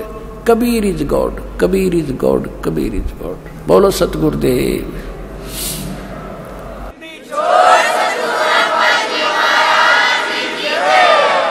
अब आपको भक्तों के अनुभव सुनाएंगे, वो ध्यानपूर्वक सुने।